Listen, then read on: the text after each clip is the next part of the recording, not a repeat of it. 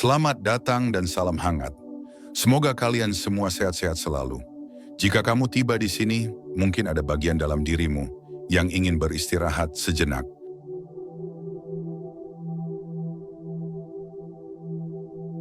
Banyak orang berbicara tentang kekayaan, namun sedikit yang benar-benar menyentuh hakikatnya. Kekayaan sering dipersempit menjadi angka, harta, dan kepemilikan, seolah hidup hanya tentang seberapa banyak yang bisa dikumpulkan. Padahal, jauh di dalam batin manusia, ada kerinduan yang lebih sunyi, keinginan untuk merasa aman, cukup, dan damai. Tanpa ketenangan itu, sebanyak apapun yang dimiliki akan selalu terasa kurang, dan pencarian tidak pernah benar-benar berakhir. Mungkin kamu termasuk orang yang telah berusaha keras. Kamu mencoba berbagai cara, belajar, bekerja, bahkan berdoa dengan caramu sendiri. Namun di sela semua itu, ada kelelahan yang tidak bisa dijelaskan dengan kata-kata. Lelah bukan karena kurang kemampuan, melainkan karena batin terus berada dalam mode mengejar. Ketika hidup terasa seperti perlombaan tanpa garis akhir, jiwa mulai bertanya, apakah memang seperti ini cara kekayaan seharusnya datang? Video ini bukan tentang rumus cepat atau janji instan. Ini adalah ajakan untuk melihat kekayaan dari sudut yang lebih dalam, lebih jujur, dan lebih manusiawi. Karena sebelum kekayaan hadir sebagai bentuk di luar diri, ia selalu lahir sebagai kondisi di dalam. Dan perjalanan menuju kelimpahan sejati selalu dimulai dari satu tempat yang sama, kesadaran akan diri sendiri. Ketika kekayaan dimulai dari rasa kurang, tanpa disadari banyak manusia menjalani hidup dari satu rasa yang sama. Rasa kurang aman, kurang cukup, kurang dihargai. Rasa ini tidak selalu muncul sebagai pikiran sadar, tetapi bersembunyi dalam keputusan sehari-hari, dalam kecemasan akan masa depan, dan dalam dorongan untuk selalu membandingkan diri dengan orang lain. Dari sinilah pencarian kekayaan sering dimulai, bukan dari kelimpahan, melainkan dari ketakutan akan kekurangan. Rasa kurang ini membentuk cara seseorang bekerja, bermimpi, dan berharap. Ia membuat seseorang terus bergerak, namun jarang merasa sampai. Setiap pencapaian hanya memberi kepuasan sesaat, lalu digantikan oleh target baru yang terasa lebih mendesak. Batin tidak pernah benar-benar beristirahat, karena selalu ada suara halus yang berkata, ini belum cukup. Dalam kondisi seperti ini, kekayaan bukan lagi sumber kebahagiaan, melainkan obat penenang sementara. Hukum semesta bekerja dengan sangat jujur. Ia tidak menilai, tidak menghukum, dan tidak memberi hadiah berdasarkan moral. Ia hanya memantulkan keadaan batin. Ketika seseorang hidup dari rasa kurang, semesta memperluas pengalaman tentang kekurangan itu, bukan untuk menyakiti, tetapi untuk menunjukkan apa yang sedang diyakini di dalam. Inilah mengapa banyak orang yang tampak sibuk mengejar kelimpahan, justru merasa hidupnya semakin sempit. Penting untuk dipahami bahwa rasa kurang bukanlah kesalahan pribadi.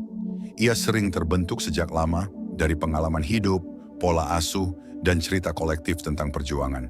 Namun selama rasa ini tidak disadari, ia akan terus menjadi pusat kendali.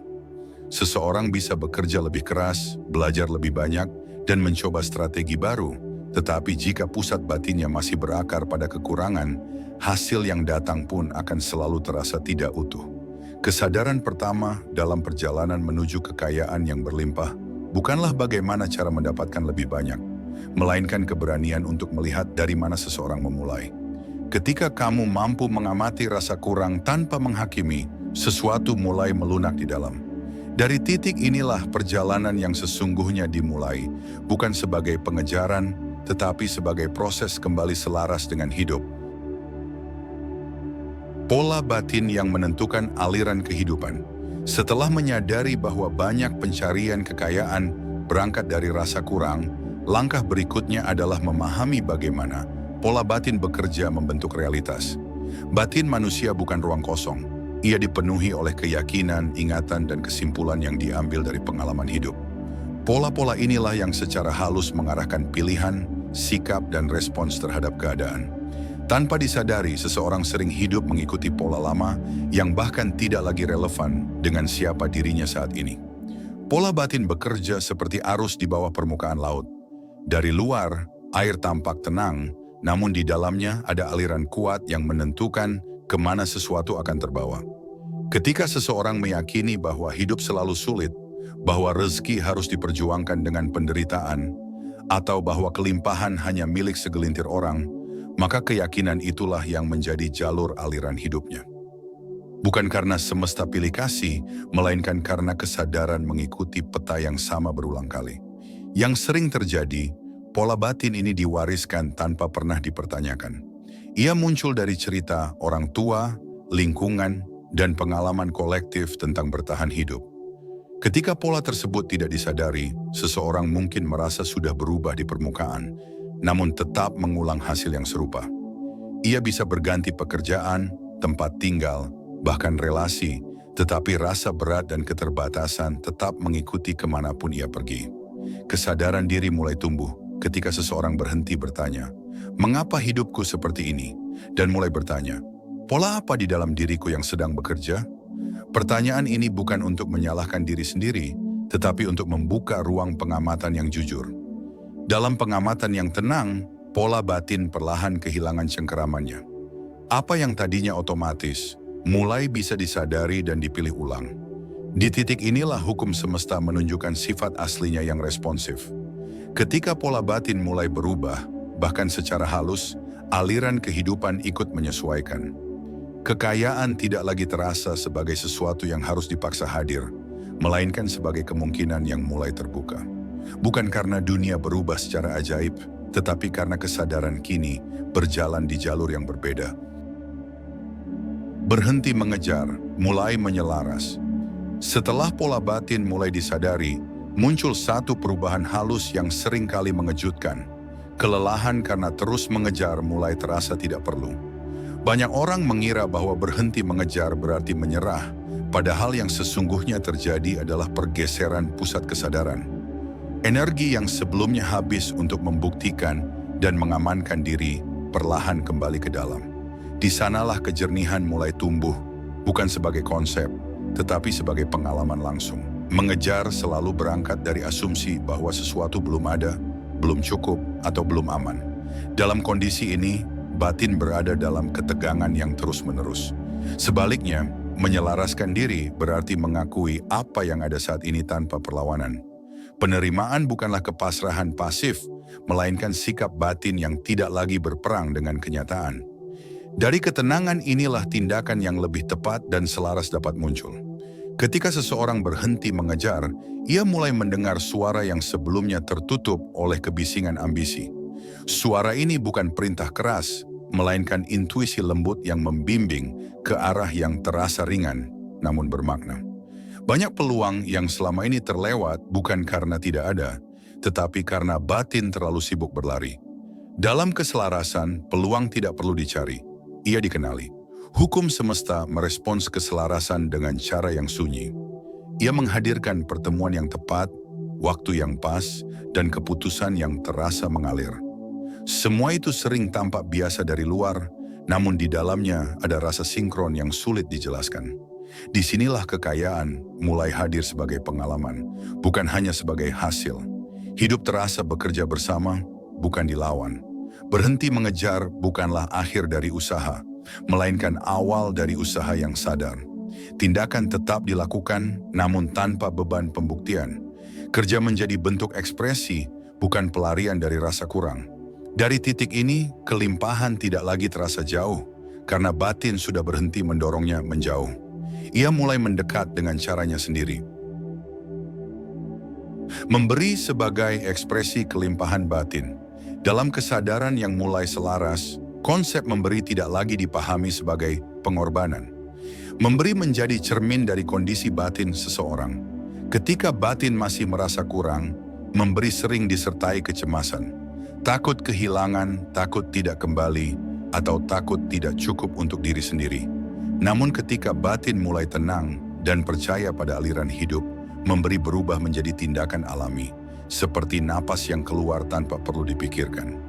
Memberi dalam konteks kelimpahan bukan tentang seberapa besar yang dilepaskan, melainkan dari ruang batin mana tindakan itu lahir.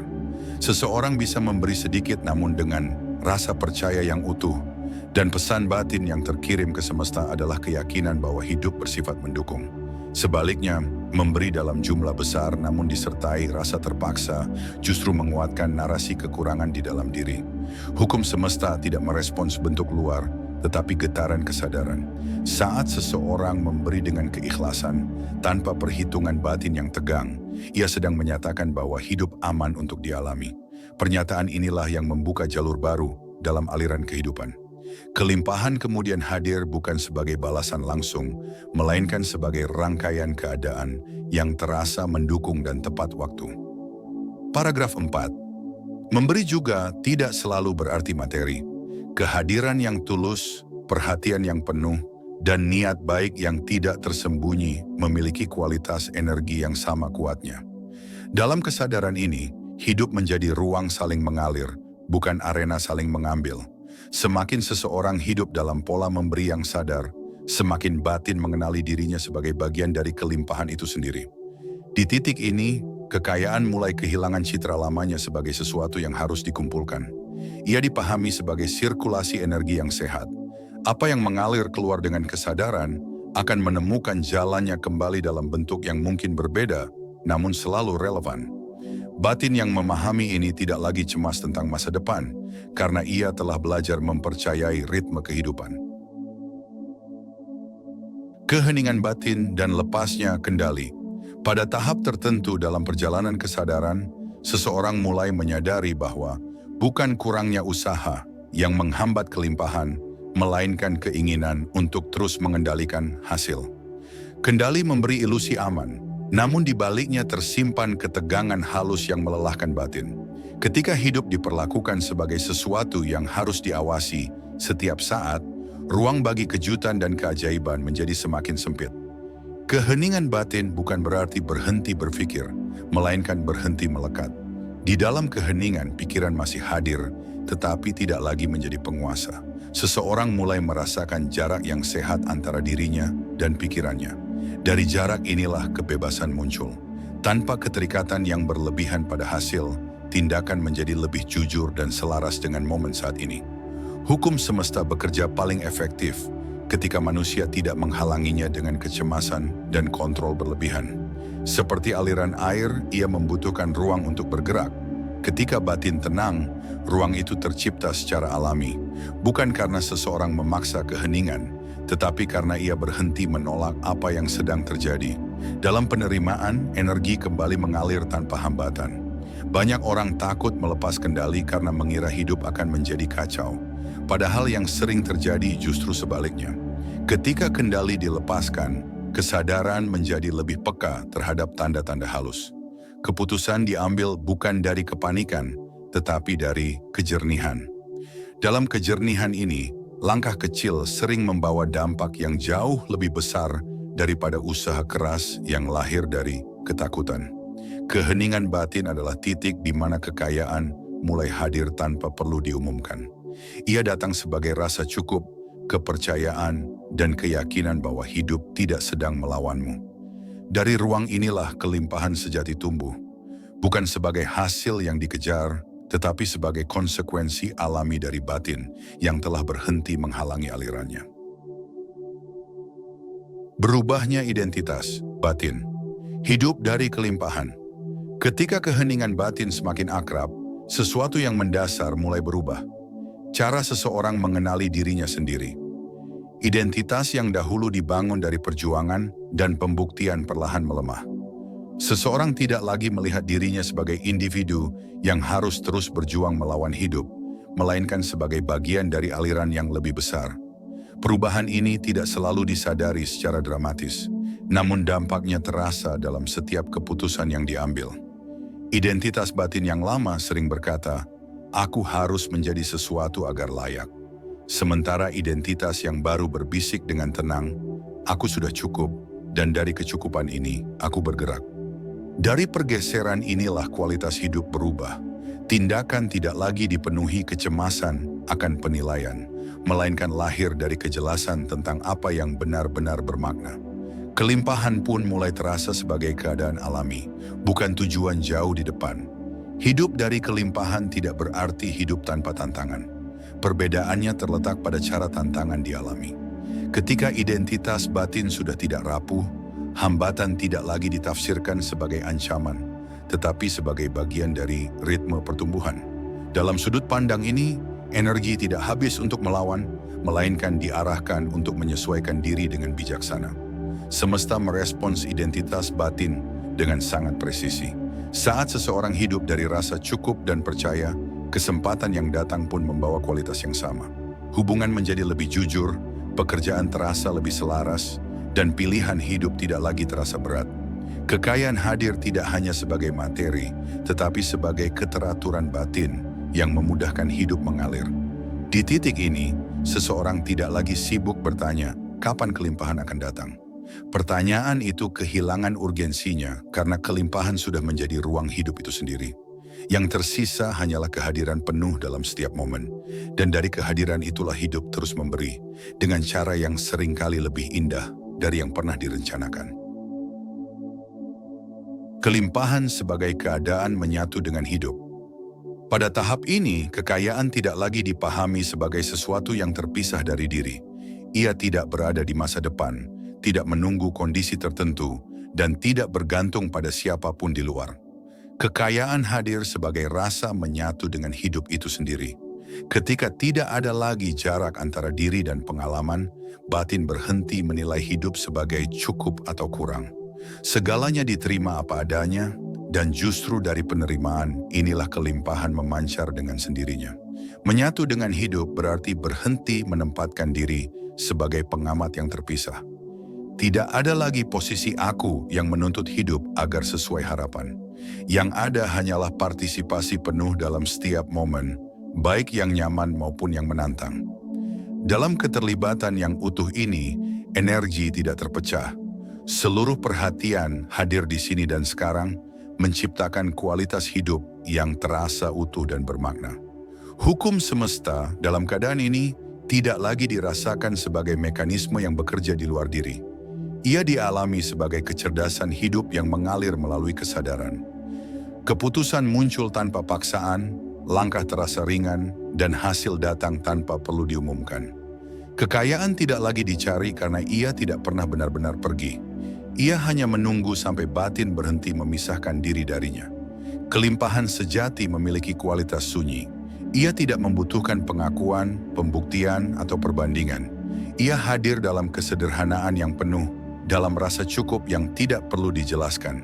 Di titik ini, hidup tidak lagi dipandang sebagai sesuatu yang harus ditaklukkan, melainkan sebagai ruang belajar yang ramah. Dan dalam keramahan itulah rasa aman dan kepercayaan tumbuh dengan alami. Ketika seseorang hidup dari kesadaran ini, kekayaan menjadi konsekuensi, bukan tujuan. Apa yang datang diterima dengan syukur. Apa yang pergi dilepas tanpa perlawanan. Tidak ada lagi ketakutan mendasar tentang kekurangan, karena batin telah mengenal sumber kelimpahan yang tidak bergantung pada bentuk apapun.